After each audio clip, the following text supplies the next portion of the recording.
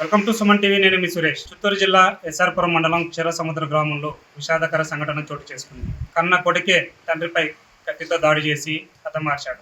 ఆనంద నాయుడు మీనా దంపతులకు 24 ఏళ్ల క్రితం వివాహం జరిగింది.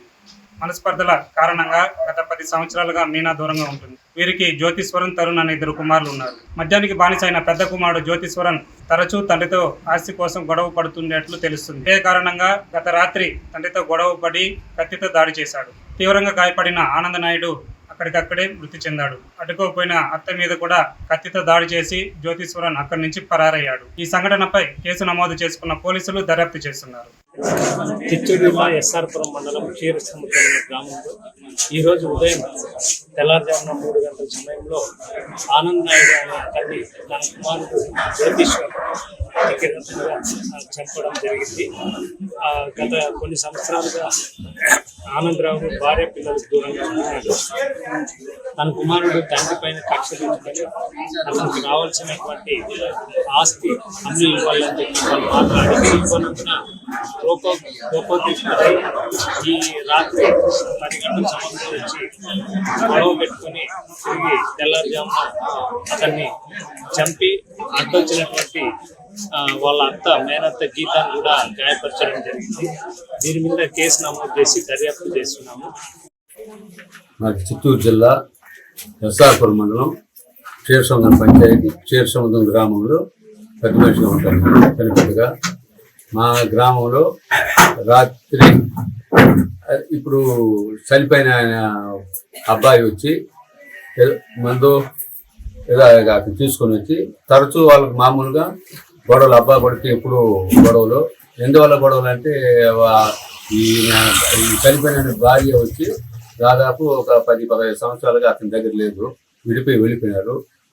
ఆయనకు వచ్చి 2 పిల్లోళ్ళు. ఆ పిల్లోళ్ళు ప్లస్ ఆమె వాళ్ళు ముగ్గురు చిత్తూరులోనే అక్కడెక్కడ ఎవరో వాళ్ళ సొంత ఊర్లో వాళ్ళ అమ్మగారి ఊర్లో కాపురం ఉన్నారు. ఇతను వచ్చి మందు తాగినప్పుడంతా ఈ చనిపోయిన ఆయన వచ్చి వాడిని ఏదో బెదిరిస్తాడు.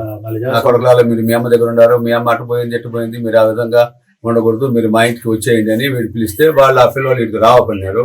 వాళ్ళు రావపడినప్పుడు ఇతనికి కొంచెం మనసు విరక్తి చెందింది. విరక్తి చెందినప్పుడు ఇతను మందు తాగుతాడు, అతను ఆ అబ్బాయి మందు తాగుతాడు. కాబట్టి విరక్తి చెందినప్పుడు అంతా వీడు వాడిని కొడుకుని చంపేస్తా అనేసి ఏదో బెదిరిస్తాడు. ఎప్పుడు ఈ మధ్య 10 రోజులప్పుడు నేను మనుషులు పిలుచుకొచ్చి నేను చిత్తూరు బస్ స్టాండ్లో చంపేస్తానని చెప్పాడట. చంపేసిన అతను చెప్తాడు ఆ విషయం. అందువల్ల నేను ఇంకా అతను అడుగుడుకు ఎప్పుడు చూసినా ఫోన్లో నన్ను రాత్రిలో 10 గంటలైనా 12 గంటలైనా చంపేస్తాడన్నమాట ఎప్పుడు చెప్తా ఉంటాడు. కాబట్టి ఇంకా నాకు విరక్తి చెంది ఇంక మనం అతను చంపేస్తే కానీ లేదంటే మనం చంపేస్తాడనేసి నేను వచ్చి రాత్రి 11 గంటలు 12 గంటల ప్రాంతంలో వచ్చాను. వచ్చి మా నాయనతో గొడవ పడినాము. ఒకరినొకరు తోసుకొని చేసేటప్పుడు అక్కడనే ఒక బస్సు ఉన్నింది. వాళ్ళ ఆయన పెట్టుకున్నాడు, పక్కన పెట్టుకుని పనుకొని ఉన్నాడు. దాన్ని తీసి అతన్ని నేను 4-5 తావులు పొడిచేసి, మా అత్త కూడా ఆయనతో కూడా ఉండింది కాబట్టి ఆమె అడ్డు వచ్చింది కాబట్టి ఆమెను కూడా 2 దెబ్బలు కొట్టి ఆమె కూడా రక్తగాయాలు చేసి మళ్ళీ నేను నా పాటికి నేను బండి ఎత్తుకుని వెళ్ళిపోయి నేరుగా మా అమ్మ ఇంటికి పోయినాను.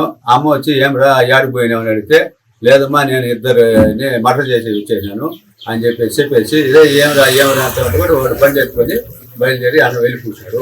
వెళ్ళిపోయి కాణిపాకం పరిసర ప్రాంతాలు ఎక్కడో ఉండి మళ్ళా తిరిగి వాళ్ళ అమ్మకు ఫోన్ చేసినాడు. ఏమా ఈ మరి జరిగిందమ్మా ఎట్టమ్మంటే, ఇంతలేని రే రారా పదం మన ఆనబి ఏదో మాట్లాడుకుందాం ఊర్లో పదం రా అనేసి ఆమె తీసుకొని వస్తా ఉంటే దారిలో మన పోలీసులు పోయి ఎస్ఐ వీళ్ళంతా పోయి వాడిని ఎప్పటికొచ్చి అరెస్ట్ చేసినారు.